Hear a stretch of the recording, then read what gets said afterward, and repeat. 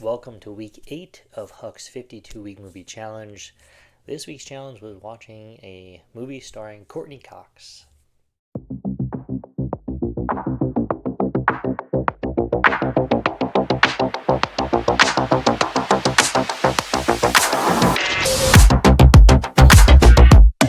So this was the first of the actor categories, and the way Huck structured this was to kind of line it up with a film that would be coming out in theaters for the actor or actress um, for the category. So this week was Courtney Cox. Obviously, we have Scream 7 that just released.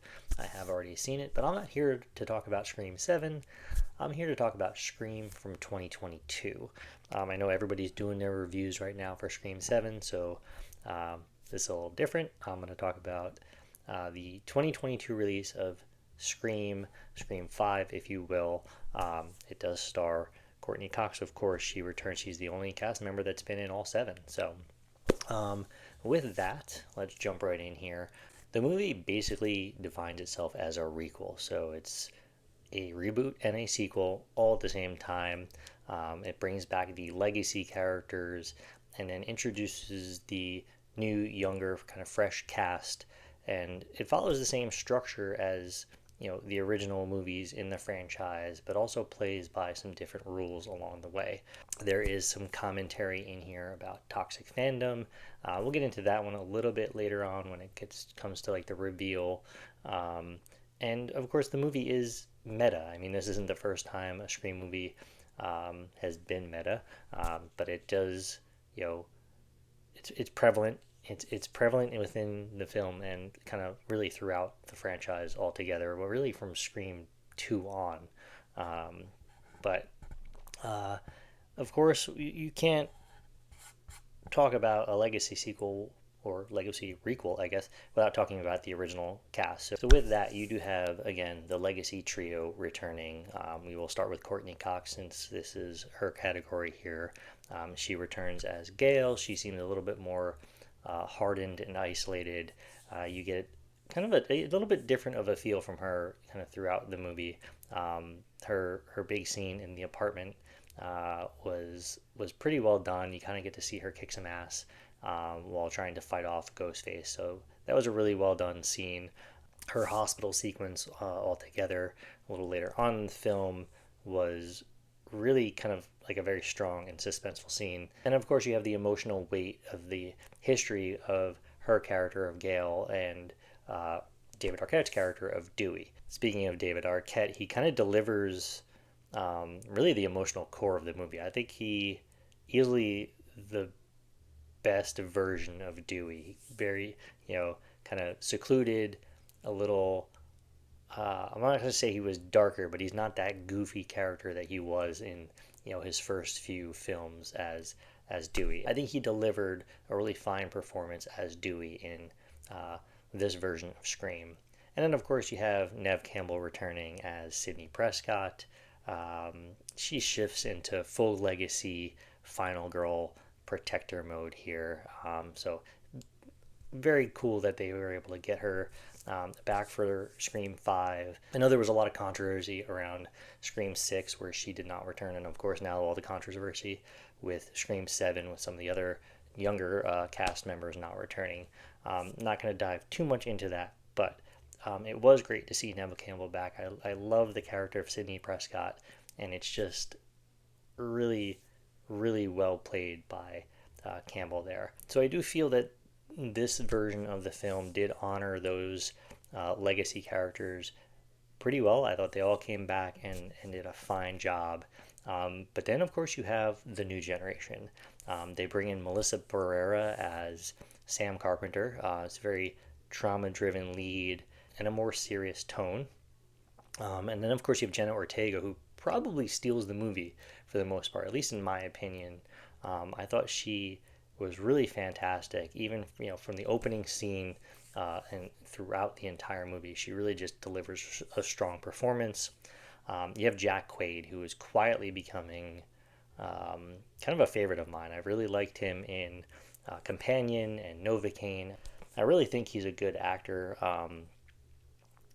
just very charming, very likable, and he just played the part really well here. We also have recent Oscar winner Mikey Madison in the movie, and I don't know, I didn't really care for her character. It was very annoying, um, just the way she played it up. I don't know if it was meant to be. I think toward the end of the movie, the annoyingness was intentional.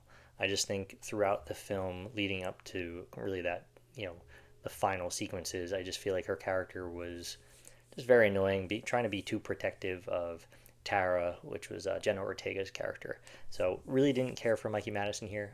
Fantastic actress, of course, was great in Honora. Just did not care for her performance in Scream. And then rounding out the supporting cast, you have Mason Gooding and Jasmine Savoy Brown playing the twins, who are also Randy Meeks' niece and nephew. And then you have Dylan Minnette playing Wes, which is a great character name, just a kind of a callback to Wes Craven.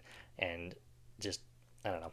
I love the character name there. And Dylan Minnette's a good actor. He's a little bit underrated, I think. I think the ensemble chemistry with the younger cast members here is fantastic. They all feed very well off each other, and they all, really, for the most part, just did a really good job. So I guess this video is going to be a little spoilery. I mean, I know the movie's only a few years old here. It's the fifth movie out of seven. If you haven't seen it, you could stop watching this right now. But um, when it comes to the motive and the final reveal of the film, I thought the motive was, at the time of watching Scream 5, this was a first time watch for me. I had not seen it previously. I did feel that the motive around toxic fandom really was the weakest. I don't know. I didn't really care for that. I think the reveal of who was behind the Ghostface mask was very similar to the original movie, of course. They kind of play that up throughout this one as well with, who could it be? And I don't know. I just wasn't super crazy about just how that all played out in the end. And then it kind of goes back to the Mikey Madison character just being really annoying toward the end of the movie, and Jack Quaid just kind of killing it as Ghostface. Yeah, sorry, spoiler guys. I did say prior that this was going to be a little spoilery. So, but anyway, I really do think it was one of the weaker reveals and reasons behind Ghostface. I do think the movie will age well over time. It was a very good entry. I gave it 4 stars on Letterboxd. I do think it was really well done. It had been a few years, obviously, since Scream 4. This movie, I think, takes place, 25 years after the original.